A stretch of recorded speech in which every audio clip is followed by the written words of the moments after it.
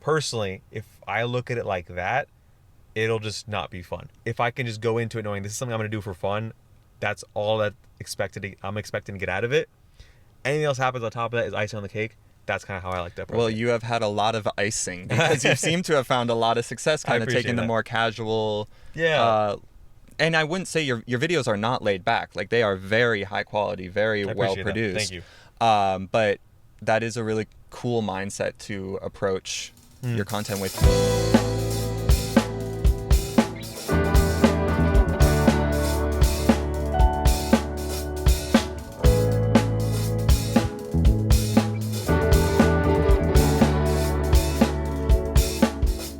Hello and welcome to Creators, a podcast that talks to some of today's most successful creators to tell the what and how of their journeys. I am your host, Drake Moscow. Today's guest is a very successful automotive content creator, one of the largest car creators out there, Abdullah, the man behind Pushing Pistons, an account that has almost 7 million followers across platforms, 6.888 when I looked it up last night. Jeez. Abdullah, thank you so much for coming on Creators. Yeah, dude, you have that for your second season or your second episode, excuse me. You have that intro nailed down. So I was practicing. I appreciate the kind words, so thank you. Of course. So before we dive into your story and kind of learn how you got started and how you got to where you are today, I wanted to start by asking what it's like to run this platform and have this brand that touches so many people's lives, because following is just one number when it comes to content creation. Your TikTok profile displays 157 million likes. So assuming that 1 in 10 people like your videos, which is a pretty generous figure, at least 1 billion people have seen you on TikTok alone. So what's that like? I never looked at it like that. I mean, it started on pandemic like a lot of people, so during the pandemic. Right. And it was just a number, right? And then when you start to go to events, car events particularly, you meet people, but I never looked at it like, oh, there's this many people that have like seen me. Mm-hmm. When you put it like that, it's kind of weird. But I just like the fact that I know when people do like the videos or watch the videos, they're interested in cars. Mm-hmm.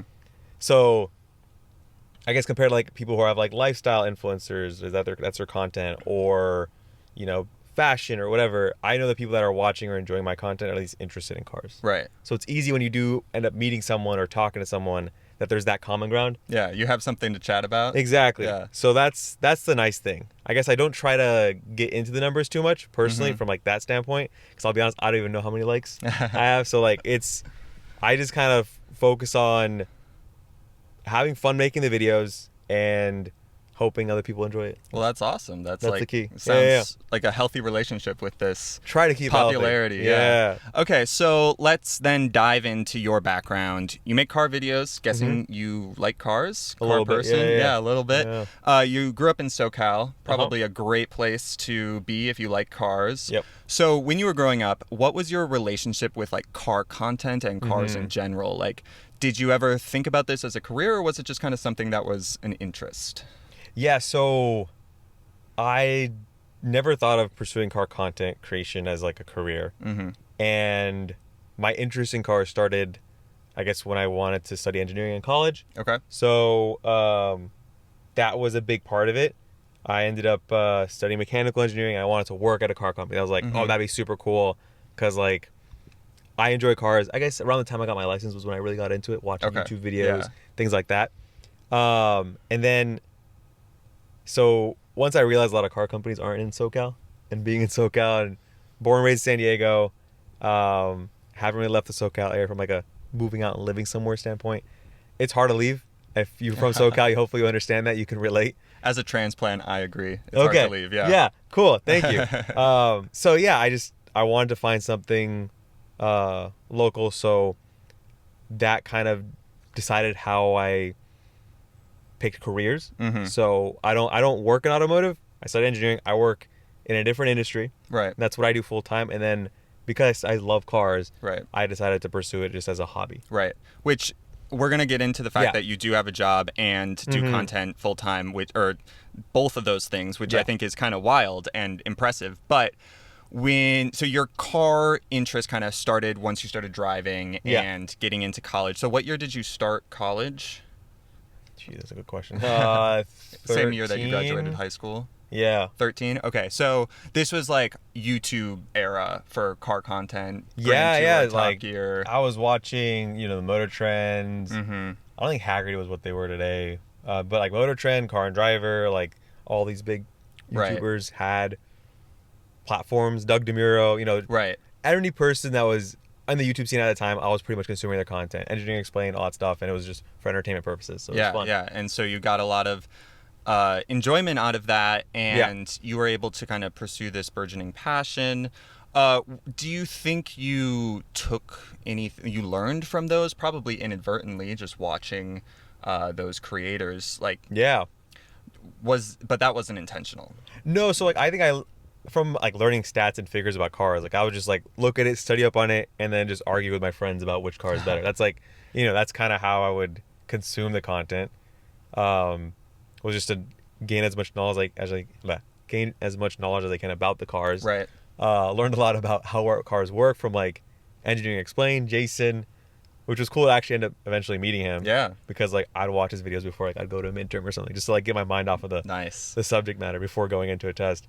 So yeah, like I was really just into just consuming it as a form of entertainment. Right. So then how do we go from you enjoying cars, just watching YouTube videos, and having this mechanical engineering degree that you are pursuing at, Yeah. I think you didn't mention, but USC, right? Yes, That's where you yes. went. So it's funny, you're only the second person on this podcast, but both guests, you and Eddie, were both mechanical engineering students at Yeah. very prestigious universities. He went to Michigan, you USC. Yeah. Anyways, how did you go from that to then deciding to make your first video? What was that jump like? Yeah. So I mean, a lot of car guys can relate. We like to go test drive cars for fun. I did it a lot, more than I'm proud to admit. And it got to a point where I wanted to go back to these dealerships to drive again. So I had to come up with a story, but I couldn't say, oh, no, I'm in the market for this car, because clearly I didn't buy a car the last time I was there. So I just said, hey, I'll film a video for you guys. I didn't have much experience filming cars. I had zero. And I just want to see who'd say yes so I can justifiably get in a car without any expectation that I'm going to buy it. A local dealership said, okay, when I had like 30 subscribers, but they didn't ask me how many subscribers I had, which was the crazy part. They kind of just said, they like, oh, you're a YouTuber, here you go, do whatever you want. And they started watching me, and I was like, oh shoot, it was a Chevy dealership, it was a Camaro, and I thought like they're like, oh, come back later, whatnot. So I didn't have much prepared. Right. So I winged it, tried to put a video together, had fun with it, and then never went back to that dealership again because the video was terrible. I think it's still up. The video was rough, but it worked. Right. And then I got the confidence to just ask other dealerships, and then it kind of just snowballed from there. So was that your very first video then, this means to an end, or had you dabbled in car videos before? I didn't dabble in like car videos. I mean, I think my friends and I would like, we each had like cars that we'd enjoy driving, so we'd like make short videos as like jokes, but nothing serious as part of like a formal YouTube car video. Yeah, so you going to the dealership, filming with the car was really a means to an end to then get to drive the vehicle, because you were just really into it, wanted to experience that Camaro. Or wanted to be able whatever to get in a car without any expectations that I'm going to buy it. Nice. It's selfish, but it's well, real. you've managed to find a very nice career out of it. It worked out. Yeah. So when you started doing that, you had that first one off with the Camaro, but then you kind of continued that, got a little more comfortable with approaching dealers, filming at dealerships. What was your setup and style like in that time? Like, how were you making these videos? Was it kind of set up a tripod, shoot the video, and like with you in the frame? Did you focus honestly, on? it's like what you have. It was an iPhone 6S. I filmed it. Nice. I edited it on the iPhone in iMovie. Oh wow. And then I clicked upload. Everything was done on the phone got hot. How much I was working this phone. They still get hot, and it's 10 years later. Exactly, but like it was good enough quality. I mean, for I guess whoever I was convincing to let me film the car, and it was all I really knew. I wasn't a video editor. I didn't have that background, so yeah. And what time period is this? This is after late college? 2019. Okay. So like a few years in, so it wasn't like right after college or in college. Okay, but so after graduating, you're doing this like as a fun side project. Yeah. And you come up with the name Pushing Pistons Yeah. right away, right? Or pretty early So on? initially it was not Pushing Pistons, but it was my name, Abdullah, and I realized no one could really pronounce that, search that. Like, it's just not Not smart. as marketable. Yeah, it's like, why would I look up this guy? So I was just going through names, and Pushing Pistons came up as like one name that was like easy to, associate with cars, easy to spell. And I asked my friend what he thought of it. He said it's a terrible name. I'm like, okay, I'm gonna choose it. Like, I picked it, and didn't put much thought into it. Didn't think of electric cars, which we're sitting in right now. Didn't think it would get this big. So, but just picked something and went Right. forward. Yeah, Picked with it and ran. Mm-hmm. So you started mainly on YouTube. Yeah. Right now, YouTube is not your biggest platform. No. You are mainly, I would say, a short form creator, but Yeah. almost exclusively a short form creator. Mm-hmm. So when did TikTok and the short form, less than 1 minute car videos come into play? Mm-hmm. And what was that decision like to try something else other than just the long It was form? really quick because I started late 2018, so this was like early TikTok, and my friend put me on it. And for me, I was just trying stuff out. Like, I didn't have anything set up. I didn't have a YouTube long form format set up. So like, when I got on TikTok, I was like, oh, I'll just put clips that I've filmed from these YouTube videos in like a vertical format. I'll film something for TikTok.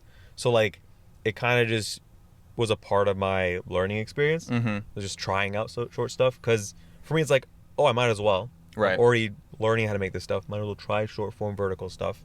So that's how that kind of came into the mix. And were there car videos on TikTok at the time when you were starting to play around? Not really. Like, I got on the app and I like quickly find myself like addicted to it and trying to get off of it and not knowing how, because it just scroll. Right. And I'm like, if I'm on it, other people have to be on it. Right.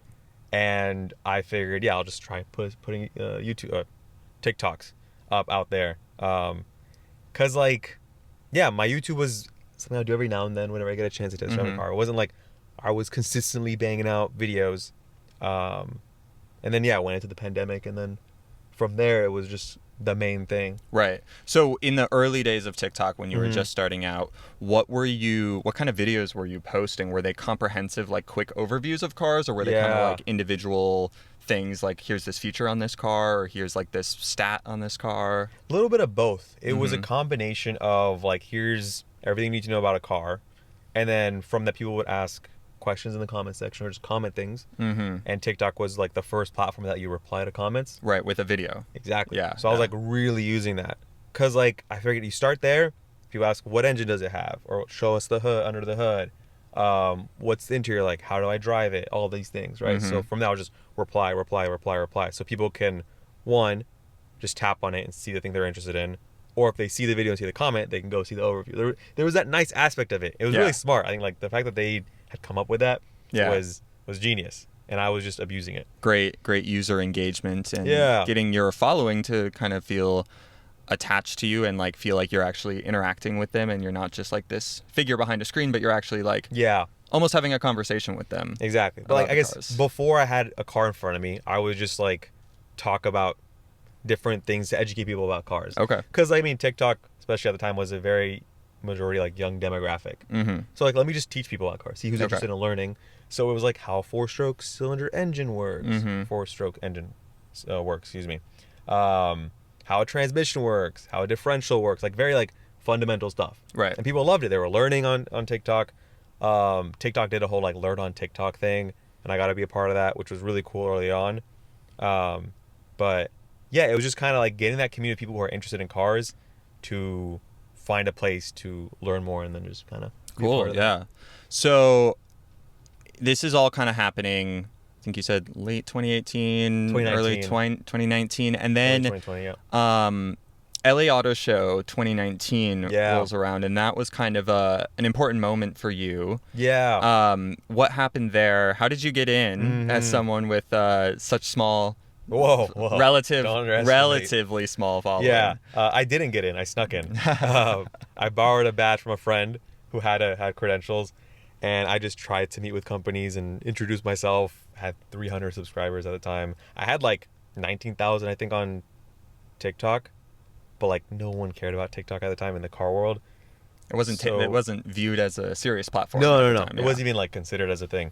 And I was making videos while I was at the LA Auto Show, and the stuff was popping off because there was no one covering the LA Auto Show on TikTok at that time. Right. So you see a GTR, everyone's like, "Oh my God, it's the GTR!" You know, Right. people were freaking out over it.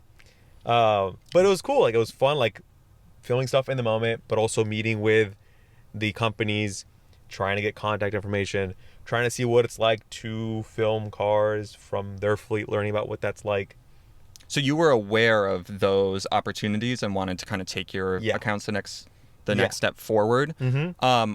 How were you aware of that? Like, how did you know? Because Yeah. that's one thing I've talked to a lot of other car creators about is like, it's a big learning process. Like, True. how do you organize these press loans and how do you kind of like build the relationships with the car companies, which really gives you opportunities to film cooler Yeah. and new content. So at school, in college, there was a car club, and through that like Facebook group, someone had mentioned, hey, like it was Chevy was letting some college students get a press car to like experience the car and whatnot. Really cool opportunity. Which is wild. I was Yeah. like, wait a minute, how's that?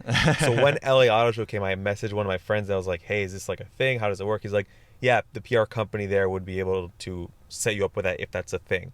So it was just like a ask Right. and see. So I asked like the person who worked at the PR company for Chevy and their booth. He's like, how many subscribers you have? I'm like, 300. He's like, oh, 300,000. Like, let's do this. I was Let's like, get going. Pop the brakes, buddy. It's only 300. He's like, oh.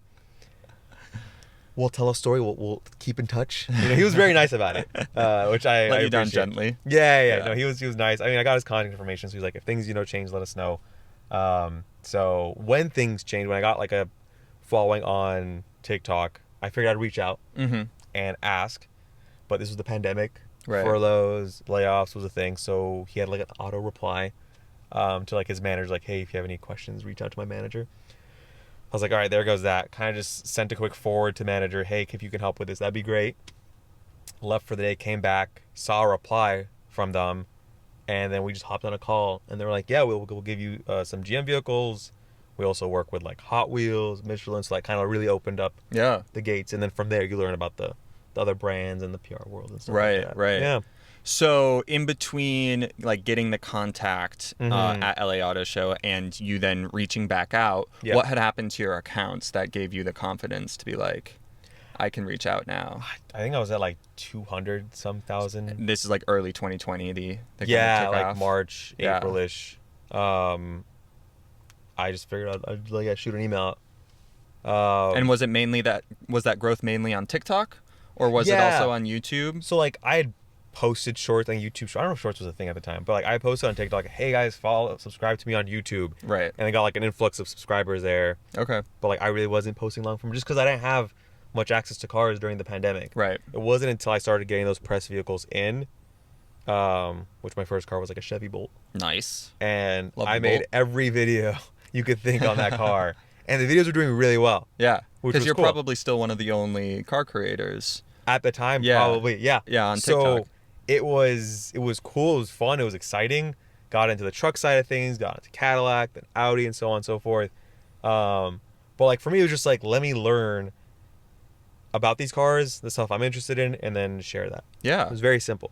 That's really awesome. So when you start getting these press cars and you're getting these more serious opportunities to film with vehicles and kind of the newest and best of what is coming out at the time, did you kind of start to hone in style, would you say? Or I know you just said you were kind of like doing what was interesting and trying to inform Yeah. and entertain people, but how did you kind of keep your content fresh and like differentiated as new car creators did start to come on the scene? Because I know I started car content on when did you TikTok. start? Hold I on. think it was June 2020. Oh, it was okay. during COVID. Yeah. Oh, wow. My very first video. So it was probably Yeah. not till like 6 months later that I started kind of having a larger following. Okay. But in this time period was kind of, I think everyone, we were all locked down for COVID. Yeah. Everyone had so much time on their hands that everyone's just hopping on TikTok.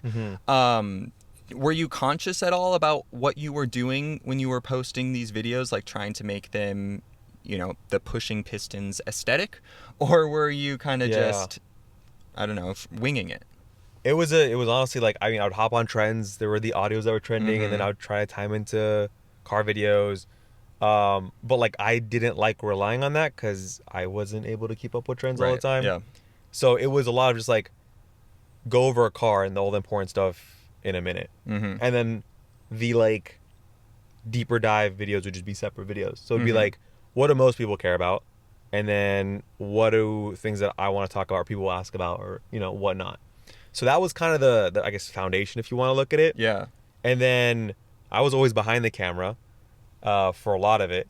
And then I met up with Forrest during the pandemic. Forrest and- Jones, Yes. auto reviews, no, of one of course. the Yeah. one of the biggest auto creators Totally. out there. And he was like, yeah, let's do a video together. And he pointed the camera at me. I'm like, oh, dude, I'm not good on the camera. He's like, well, you're gonna be. Let's figure it out. So like he would, we did some takes, whatnot, and that kind of like he really encouraged me. Like, he's like, get in front of the camera, do that, and just it'll take practice, but it's worth it. Right.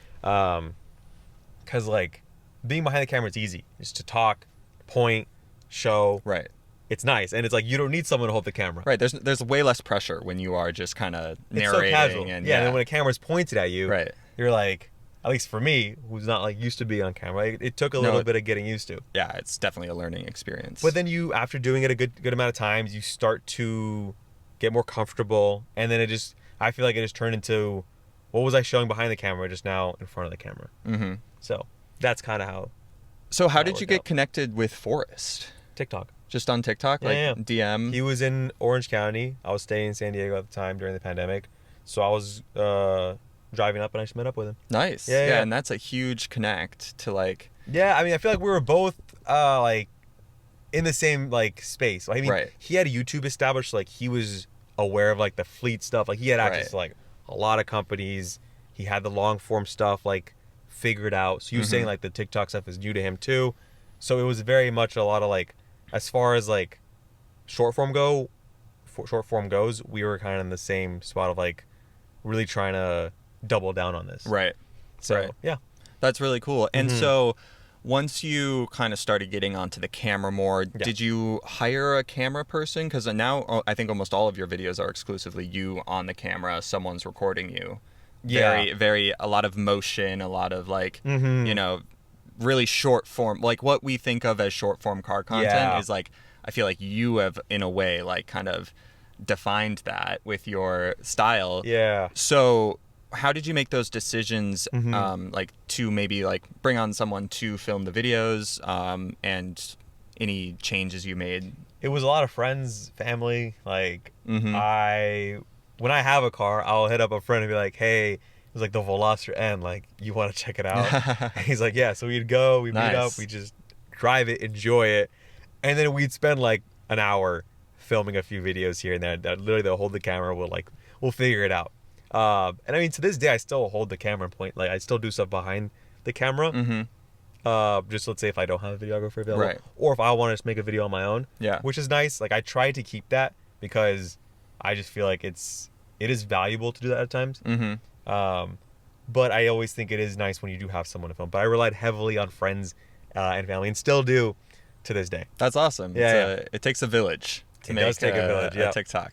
So I'm curious, now that you are like, I guess we're in our story kind of in the 2020s, things are going well, channels are doing really well, you've expanded, I don't know when or if you were always on Instagram, but you're on Instagram, on YouTube Shorts now as well. Yeah. I'm curious now, when you go to an event, say it's a backgrounder event, which a backgrounder is when a car company is about to unveil a new car and they invite some creators out to film with it before it's unveiled, and then everyone gets to post at the same time. I'm curious what your like process is for a situation like that. Like, it's a new vehicle, you might get like a one-pager on the car with stats and stuff. What's Abdullah's process for filming and creating a short-form video in that setup? Okay. Basically, I mean, we get a press release that's under embargo. I read it. If there's pictures, I look at the pictures, obviously. And then basically I try to find who would be interested in this car. And then from there, try to just cater it towards that person. Like I feel like I'm going to be Okay. talking to that person. If let's say it's the new GR86, my mindset is, who am I talking to that's going to be buying a GR86, and what are they going to care about? That's kind of how I structure it. So if it's a family car, I'm talking to mom and dad and the kids. Mm-hmm. That's so like, who's going to be sitting in each seat and what are they going to care about? Oh, cool. Yeah. Very personal, almost. I mean, because cars are things people experience. yeah, yeah. When you're driving a car, you think of yourself driving it. If you're a kid, you're not going to think of yourself driving the car. You're going to think, what am I going to have? Right. What's in going to the be fun back. for me? Yeah. The back seats, the back seats, Mm-hmm. or however you call it. Some people call it backety back. I don't know. I've heard kids say that. So like, yeah, to try to put yourself in the person's shoes. But yeah, that's kind of how I look at it. For whether it's a truck, an SUV, or a fun to drive car. And you'll kind of prioritize the features and elements of the car you focus on in your video, because you have to be selective in a short form video of what you focus on. And like, obviously the first 5-10 seconds are going to be the most important of the video, kind of like hooking people to watch the rest of the video. Yeah. So you're prioritizing things based on your intuition of the people interested in this vehicle. Yeah, what I think people would care about. And that obviously is from having been in other cars. It took, I feel like, a little bit to figure that out. Mm-hmm. I'm not going to say like I knew that off the rip. But yeah, I feel like once you've, seen the cars, these like different class of vehicles, let's call them, been in them, you start to realize what people care to see and what people really don't care. Like, not everyone who drives a minivan really cares what's under the hood. Some people do. I do. I think it's interesting. Right. Right? But like, not everybody. So it's like, maybe we don't need to talk about that. And maybe you have that time and you could prioritize it to another set of features. Yeah. I'm actually curious. How do you prepare for a backgrounder? I think I am not great at preparing for a car I haven't like had time to like sit with, not even just physically but like mentally. Like I Okay. think it is a challenge of mine, so it's fascinating to hear how you do it. Okay. But I typically I try to pick out the most unique thing about the car. So the Volvo EX60, which I just was Yeah. the last backgrounder I did, it had Google Gemini built in, which I thought was really interesting. Okay. One of the first vehicles with Gemini built in, and so that was one of the hooks of my for one of my videos was that, and then kind of go into the rest of the car from there. But yeah, it's every creator does it differently, so it's just interesting to see and hear how you do it versus I do. For sure. Yeah. I mean, yeah, because we're all given the same stuff. If you guys don't know, everyone's handed this embargoed material. Mm-hmm. Everyone's given an hour, let's call it. It depends. If you're lucky. Let's just say 45 minutes to an Yeah. hour of time with the car by yourself. You do what you want to do, and then that's it. With whatever you've captured, you make your video. And we all get to post at the same time. Yeah, and everyone kind of has that deadline, that embargo when it lifts. And like you see with the tech world, it's the same thing. There's embargoes and all that stuff. So like, it's kind of like you go in, you come out, I'll go in after you. Right. I come out. Like, it's very interesting in that sense. But it's nice. It's like, I don't have to juggle walking around a bunch of other people who are filming and absolutely. yelling and pointing a camera in front of a screen and whatnot, So it is nice. I wasn't around pre-COVID on the car scene, but Yeah, I me think neither. it is kind of born out of the COVID era, because auto shows used to be the main venue for car companies to unveil their cars, and then you would be battling with everyone to try to capture video, because they were really designed for journalists who were just going to write about it. True. Maybe Take some snap a photos. few photos. Right. But these more like hour-long, 45-minute long shoots are really catered to the video creators, which is awesome. Yeah. But yeah, it is like everyone gets the same really ingredients, and what you create of it is really yours. Yeah. And I think it's a really nice opportunity. Like, it is, the alternate is like what you mentioned. The alternate is you go to an auto show on a media day after the car's been announced, when hopefully it's not that crazy, and you film it. Right. Or you wait till it's a dealership, or you wait till you see it on the road and find an owner. Right. Yeah. So, yeah. Okay. Very fascinating on the content side of things.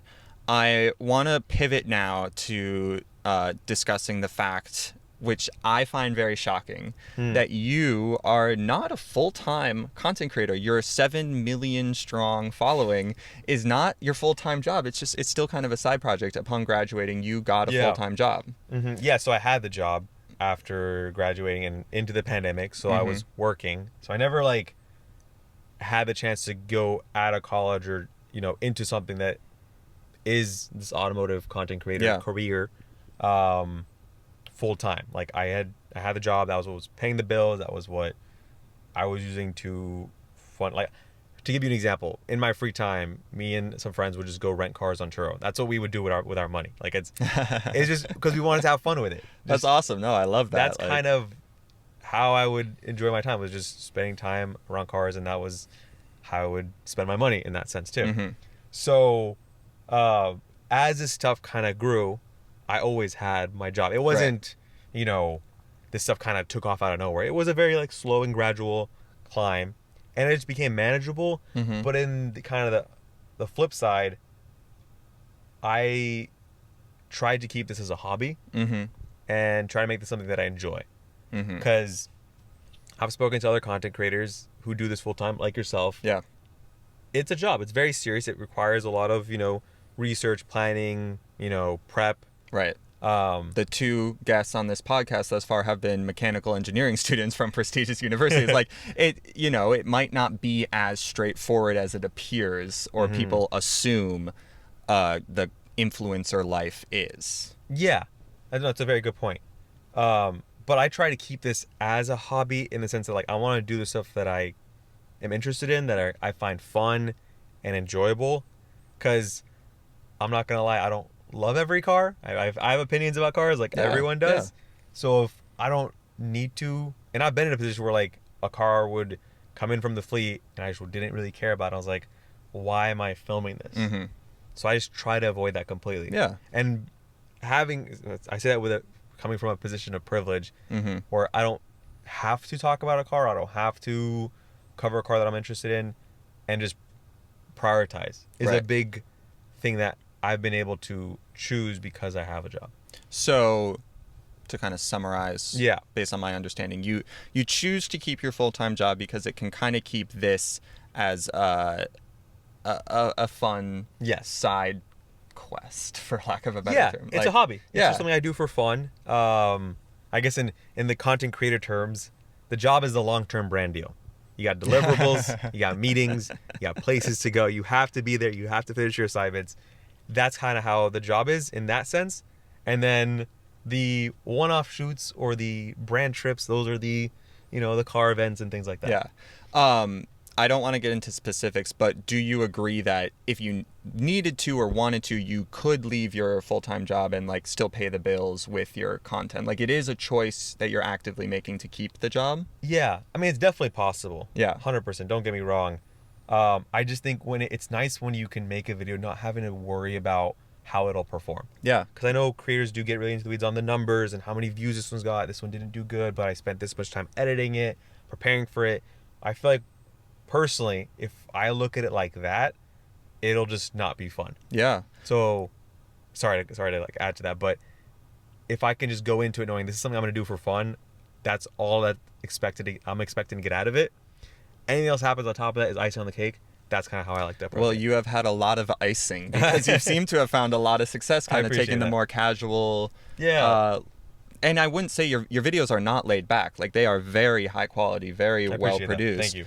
But that is a really cool mindset to approach your content with. Do you see that ever possibly changing in the future? Would you consider doing this full time, or are you happy with your setup? It's definitely crossed my mind. I just think right now it's like I can do both, and the capacity in which I'm doing both is a good balance for me. So I don't know if that'll ever end up changing. Do you ever feel burnt out because when you're maybe not doing your job, you're doing content? Like, do you make downtime for yourself, or does the content feel enough like downtime that you recharge? I mean, you've been on these trips. You flew to Switzerland to go check out all, like, you know that these trips, they can be work, but it's like you're having a pretty good time. I don't know about you. Like, no, they wine and dine you. It's low key a vacation where it's like you have a 1 hour time slot to like work, and I mean I don't want to like play it up or play it down in any way, but like it is. And I don't want to say it's not hard, because yes, there is obviously time that goes into this and effort, but when you get to experience the stuff that these car companies let you experience, it's hard to like not treat it as something that's like fun and enjoyable and look at it as work. Mm-hmm. So yeah. Yeah, no, that's fair. I was realizing this morning that since I last recorded an episode for this, which was back in November, I've Okay. actually been to Europe twice. Wow. On 2 different car events. Yeah. So like it's not a bad gig. No, it's not a bad gig for sure. It's not at all. Okay, so that is I would say the surprising Okay. twist to to Abdullah's story, which I think is really fascinating. The other thing that I think is interesting is that you still put out long form content. Yeah, whenever I get the chance. Yeah, but a lot of other creators, Forrest, I Mm-hmm. think has done this, and I know Omar from Omar Drives, they have kind of given up is the wrong term, but shifted Mm-hmm. priorities to short form content, because you get a lot more views out of it. There's more bang for your buck. You get less for the more work a long form video requires. Yeah. So what's in your decision to keep putting out long form videos when you have the time? If it doesn't take a lot of time and it's fun, I'll do it. Like Yeah. I don't try to overthink the like bang for buck aspect of it. Mm-hmm. I hope that was like what I was trying to get at earlier on. Like right now, the long form stuff I'm doing is if I get a chance to spend more time filming a car for a long form video, I'll do it. Like Mustang Dark Horse SC was one. I had an extra 15 minutes. I was like, why not? I think it'd be cool to talk about. Right now, I have my first gen Tacoma, and I like that truck. I've been having a great time with it, and I'm just kind of just documenting my experience with it. It doesn't take a lot of time because it's not something crazily edited or anything, but it's fun and I enjoy it. Yeah. And it doesn't take a significant time commitment. So it's like, I mean, if it makes some money on YouTube, great. But like at the end of the day, like I'm doing this because I want to do it, Right. not for like an ROI aspect. Yeah. So no, that's a great position. That's how I decide whether to do something or not. Yeah, cool. Okay, so looking towards the future then, you're at almost 7 million followers. You're one of the largest auto creators on TikTok, in the short form space. You also have like 500,000 subscribers on YouTube. You're putting out long form videos when you can. What's next? What can your fans and the internet expect from Pushing Pistons moving forward? Do you have any like grand ideas, or are you just going to kind of continue your mentality of like, whatever works for me, like this is something fun I get to do? Yeah. It sounds lazy when I say I don't have much planned, but like, I mean, for me, it's just keep having fun, keep making content on cars that I'm interested in. Try to keep up with the new cars that are coming out because there are a lot. Yeah, it's hard to cover everything. It is hard to cover everything. So just, and then balancing that with life. Because I think you mentioned burnout. It's a very valid thing. I guess I was going to ask you, do you feel like this becomes a lot, and do you ever feel like you've been close to burnout with the amount of like work that's required? I mean, it definitely can get very repetitive, have a press car, film that, like think about how to come up with videos, film the videos. Then there's a lot of travel too. Like you can get really swept up in the travel if you're not careful, because like there sometimes are 3-4 events every week for new cars coming out. So prioritizing which ones you say yes to and no to. But I took a solid 2 weeks off around the holidays from like filming videos, because I was like, I just need a little bit of a break, like want to like not have to worry about putting a TikTok up for a week or two. Why you gotta say worry about it? It's just you gotta. Well, I guess, it is my career. Yeah, no, it is true. my full-time job, so it is something I need to, stick with. We gotta interview you one of these days and ask, how do you look at content I creation? think I need more than 2 guests before I turn the interview on its head and interview me. But no, it's I think it's definitely something that is out there. We don't have this thing we do isn't the most serious of jobs. At the end of the day, like there are way more intense things out there, like being a doctor or whatever. Like that's like legitimately serious, but it's still work. It's still work, Yeah. And it's still like trying to make the most out of a situation and maximize opportunities and all of that. So I definitely think it's something that can happen, but I think a lot of it is about mindset, and you seem to have really maximized that. And Cool, I appreciate that. I mean, it just it's like I hate to say it again, but like keeping it fun is what's next for me. If I can keep this fun, I'm happy, and if people can keep enjoying the videos, hopefully that continues to just provide value in that sense. So. That's awesome. Yeah. So, as again, I feel like I've said this a few times, but it bears saying, as a very successful creator, what advice do you have for anyone who maybe is interested in becoming a creator? I think it's a career path that more people are seeing as like aspirational. Okay, yeah. Thing that they could do. You know, you get more control in your life. You aren't just, you know, working a 9 to 5 for whatever corporation. So what advice or pieces of wisdom would you share with the crowd on that? The biggest pieces of advice is talk about something you really do care about, like genuinely, that like if you rambled on with someone about for hours, you wouldn't get bored talking about it. For us, it's cars. Yeah. I don't know about you, but I can talk about cars for a long time. For sure.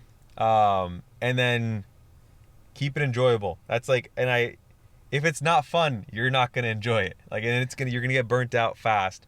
So if you are gonna put in the work, if you are gonna stay up late or put a lot of thought into something, make sure at least it's something you're having fun with. That's like my biggest advice that I'd give. Like the numbers are there. The numbers are something you see and everybody sees, but don't get caught up in them because I feel like you'll miss the true value that comes out of creating content and sharing it on social media. And what is that true value to you? Is sharing an experience. For me, it's sharing an experience with a car that a lot of people will want to experience. Hopefully, if it's purchasing the car when they're shopping, or eventually driving it and experiencing the car with their family on road trips, on a track, or with the boys. Nice. Yeah. I love that. Yeah. My final question for you, Abdullah, is what is your favorite car? Ooh. That's a tough one. You can't be doing that to me, man. I got it. You're pushing Pistons. Yeah. You get to drive so many more cars than for sure. the average consumer. What's your favorite? Okay.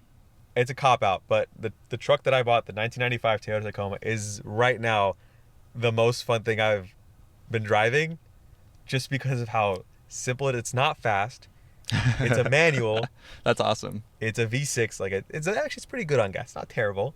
But everything's so analog, and it's just that's refreshing. It's so refreshing. Yeah. There's zero touchscreen. There's no Apple CarPlay or Android Auto. There's no air suspension, no cruise control. It's Bluetooth. Actually, there is cruise control. Oh, nice. But there's no Bluetooth. It's just AM, FM, cassette player, and a CD player. And I just really enjoy driving it.